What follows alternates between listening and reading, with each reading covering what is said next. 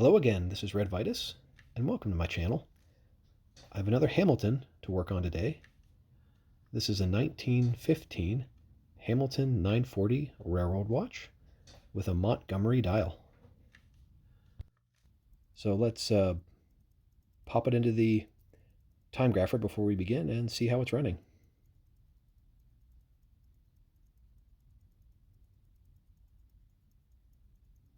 Pretty good results at first.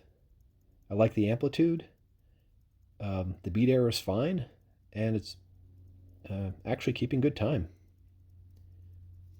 Now flipping it over to the dial down position.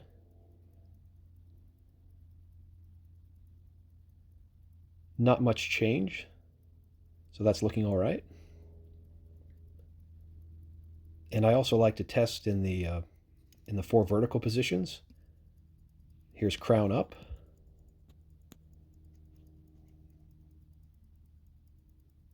Okay, so now we're seeing quite a difference and some positional variation. Also, the amplitude really drops off about 100 degrees.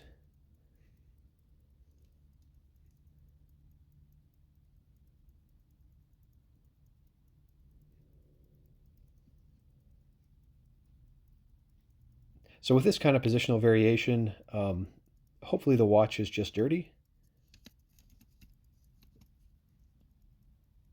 Now I'm flipping it back to the dial-up position, and it returns to the starting conditions. Let's see if we can get some clues as to what might be happening with this watch. I inspect the jewels, and with a loop I didn't see any oil. So these jewels were dry. This is the center wheel jewel, and there's a residue of old oil. So that needs to be cleaned up and re-oiled. The balance jewel is, however, much worse. So below that cap, there's a light-colored solid where the oil has basically degraded. And so this movement is well past due for a service.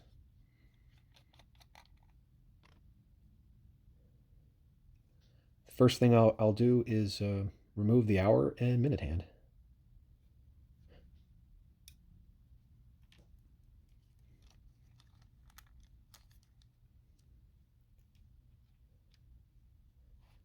And I find the way that works best to me is using levers to pry them off.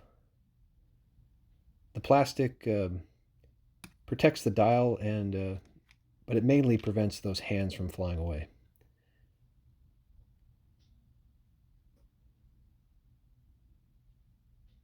And next I'd like to remove the movement. And so to give clearance, I attempt to lift the pendant, but it's stuck. And I try it a few times, but just won't budge. So I'll have to remove the movement with the stem in the all the way down position, and I just hope there's enough clearance.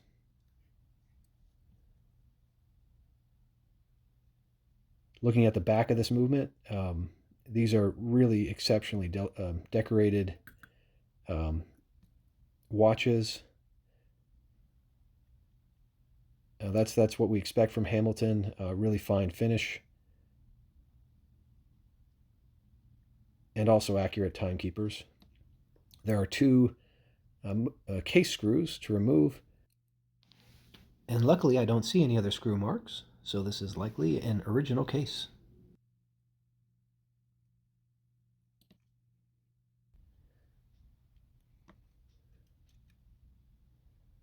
Okay, so the stem didn't cause any problem. Movement came out. Now I'll remove the balance, and I like to separate the balance wheel first, but the 2 little screws holding the balance stud wouldn't budge. So I'm going to have to remove it as one piece. And I just lift up and turn it over just to protect the balance and set it aside. Now this watch had a dust ring, and I find about half of the 18 size watches still have them. These help protect the movement from dirt, dust, and debris. Just adds an extra step before we can really get into them. And I gently pry it off until it basically falls off on its own. There it is. To remove the dial, we have 3 dial screws accessed from the side of the movement. Took a little bit of effort to get these started.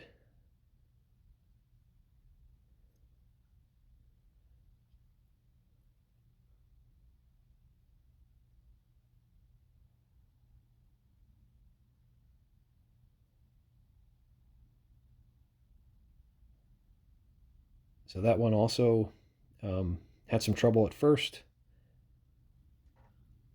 And the last dial screw just wouldn't budge. So I put a drop of WD-40 on there and let it soak. And now I'm back to it. Okay, and here it goes. Now I don't remove them, I just loosen them enough to lift the dial. And I cover it with plastic since the second hand is still attached. If the second hand were a tight fit on the seconds wheel pivot, it might fly off when the dial's pried up. So I just use that plastic as an extra barrier protection.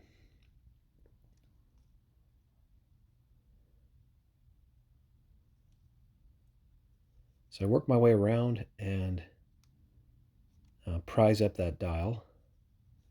Never forcing it, just inching it up. Here's a larger screwdriver.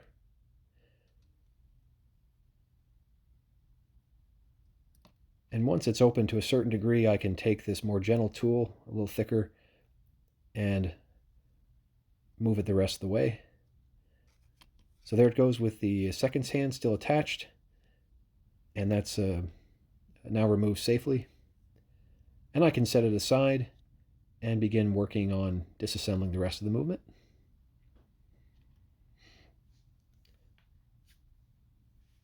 Here's the hour wheel first. That is the post for the hour hand, and it has a dial washer. This is the minute hand, or minute wheel.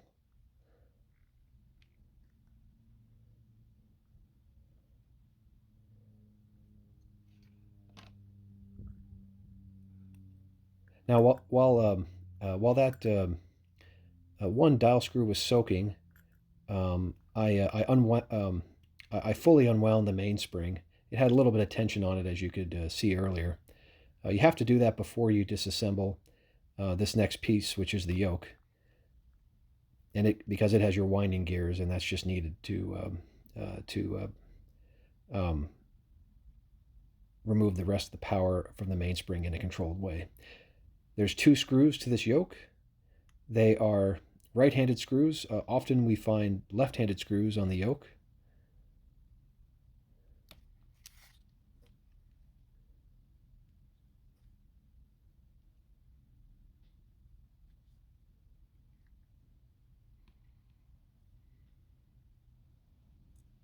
Okay, so removing the yoke releases the spring,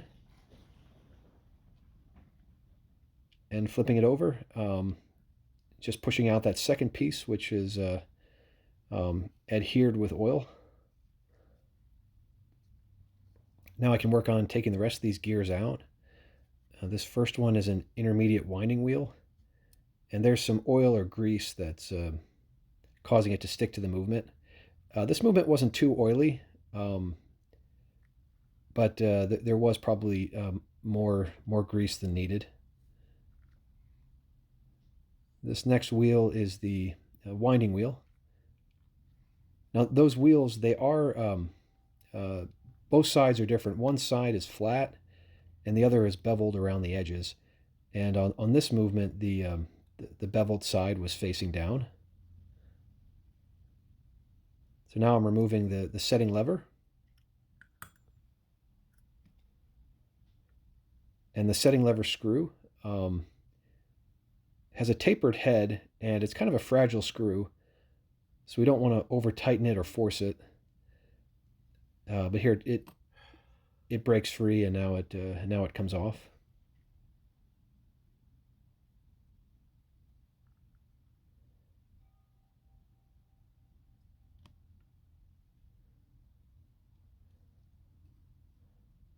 So we'll lift that and have a look at the underside of that setting lever, and put that away. Next, there's the setting lever spring, which luckily this movement had. These 18S Hamiltons often are missing this spring because they tend to break.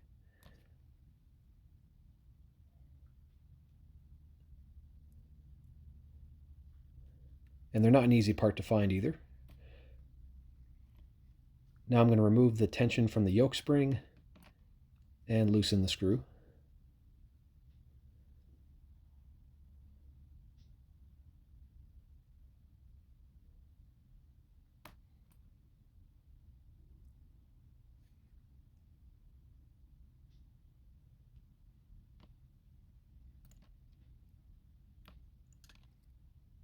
All right, now I want to remove the click.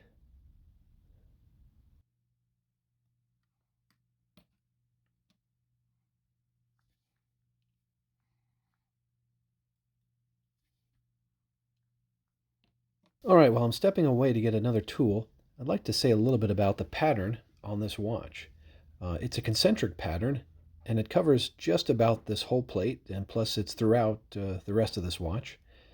It's made by grinding circles onto the plate, and they shimmer a lot like pearls. So this pattern is known by the French term perlage, which means pearl pattern. Okay, I'm back now with my handy Canyon pinion remover tool. It's a $2 pin vise, and it's removed by twisting the pin vise and gradually lifting rather than tugging at the Canyon pinion. Sometimes it slips out of the jaws, but that's no problem. And on the second try, it comes all the way off.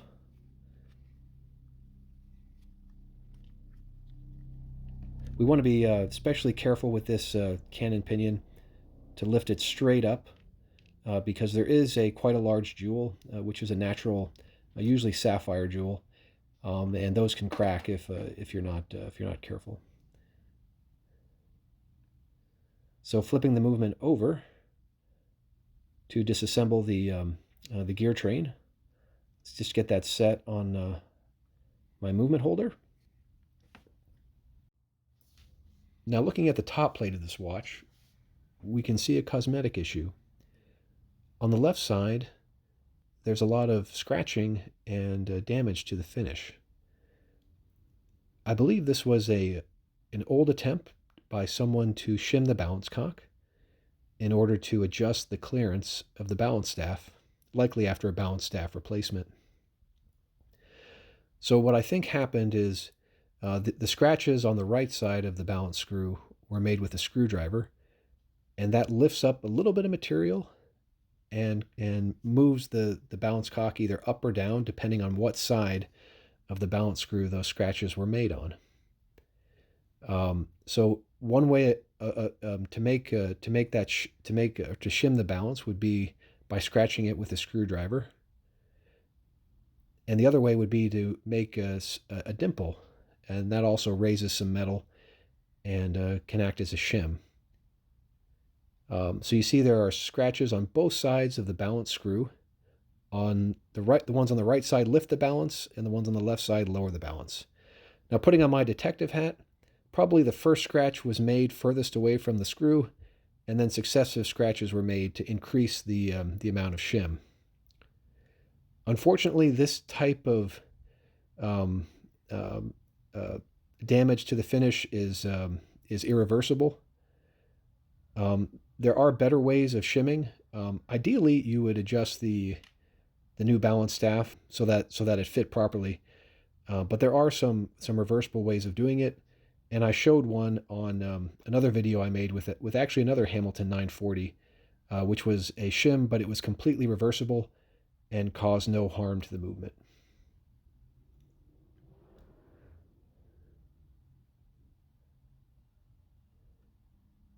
So the next piece I'll remove is the barrel cover.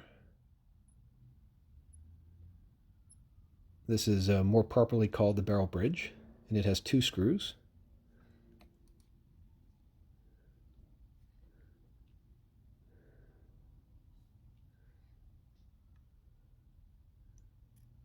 So now lifting up that plate, and we see that this Hamilton 940 is different from the other one I worked on.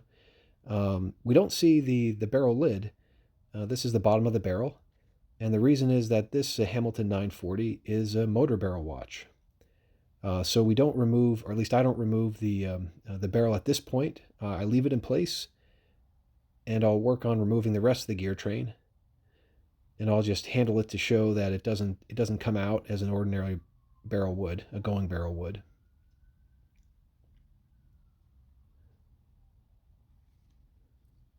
So this is probably the one major difference between this 940, these later 940 watches, and the earlier ones.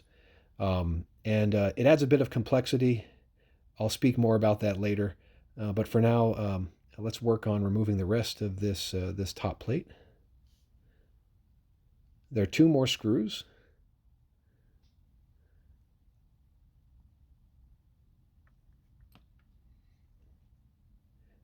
Now these screws come out easier than the dial screws and some of the screws on the other side of the watch. I was happy to find that. I'm going to gently lift up this top plate, keeping in mind that the pallet fork is extended through that cup where the balance would rest.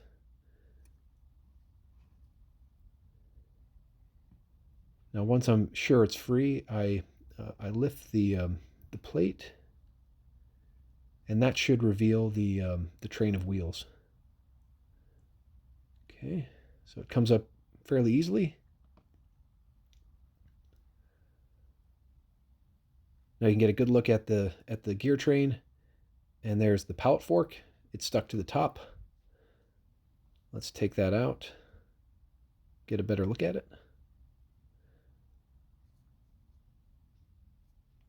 So this watch has a double roller,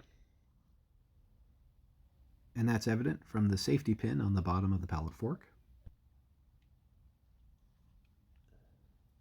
Now I still can't remove the barrel. I'm going to start and remove the rest of the train, but let me first get a look at these jewels.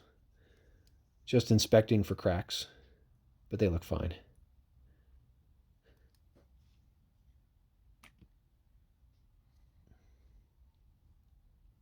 The first wheel that I'll remove is the escape wheel. That's the one that's made out of steel with odd-looking teeth.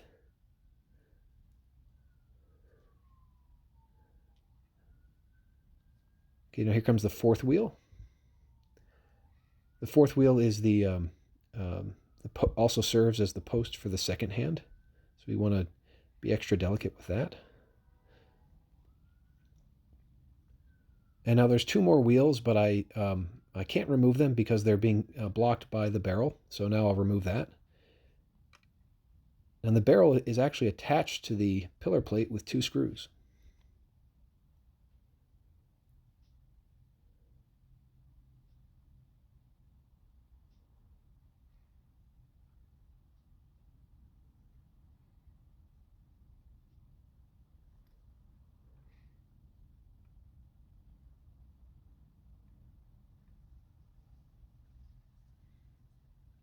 So this motor barrel design probably has some advantages. I'm not aware of them. I'd imagine it has to do with timing and long-term performance. But they do make servicing the watch a bit more complicated. Now I have to prise up that plate. There's nowhere to stick a screwdriver there, so I'm using an oiler to gently start prising it up without scratching it. And now I sort of have to lift and slide it out. Okay, now it's removed. And I'm going to set that aside and come back to it. There you see the ratchet wheel.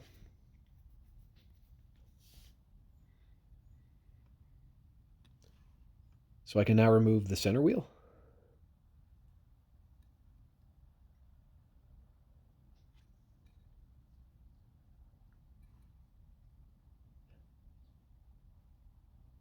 A little bit of discoloration there.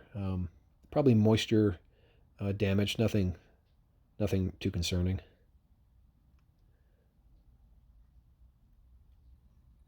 And here's the third wheel.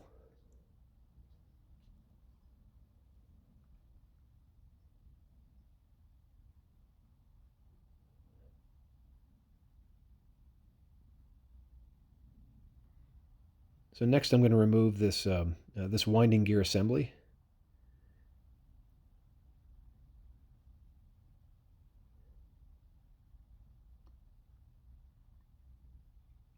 It has two plates, although it looks like there's one, but 4 screws. And it looks like these plates bypass the finishing department. They're kind of rough, at least on the top, but functionally they're okay. And you have to remove all 4 screws to lift up these bridges.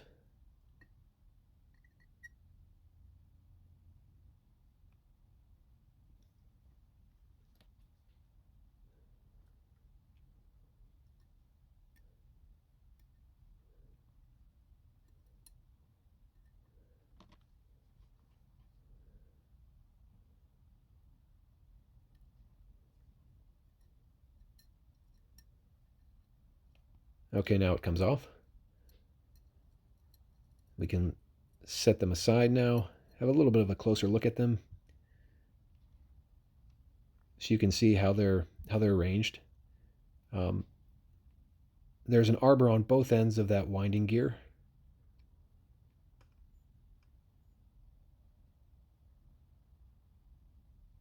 That fits into the bridges, and that's I've seen that on all the 18S Hamilton watches that I've worked on.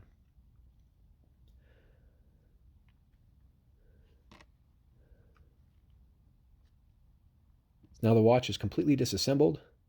Let's get that that barrel back and try and take it apart.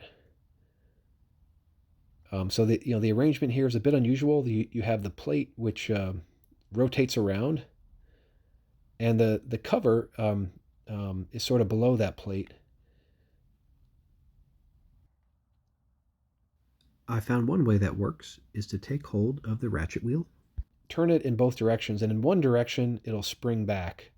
Now once that direction is identified, you'll want to rotate it in the opposite direction,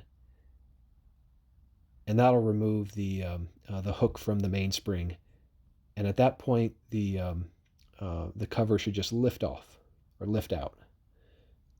Apologies that this took place off camera, but you see the end result. There's the plate with the mainspring arbor and hook, and the ratchet wheel on the other end of the plate. So set that aside for cleaning. Okay, now I want to remove this this barrel cover. Removing these is tricky. We want to prise it up, but without scratching it. So I start off with with an old oiler, and just get it started. And once it's lifted up a little bit enough where I can insert a small screwdriver, then I lift it up the rest of the way, and it pops off.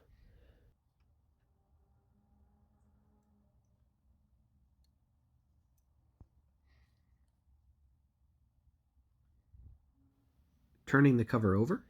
You may be able to see this, but the serial number is inscribed on the inside of the cover. So this cover has always been with this watch since 1915, and there's also a similar serial number scratched on the inside of the barrel. Now, looking at this mainspring, here's the main problem.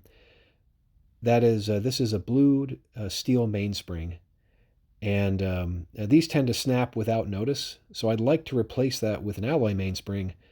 Unfortunately, the supply house where I buy parts from doesn't carry alloy mainsprings for this watch, and apparently nowhere else does. At least I couldn't find one.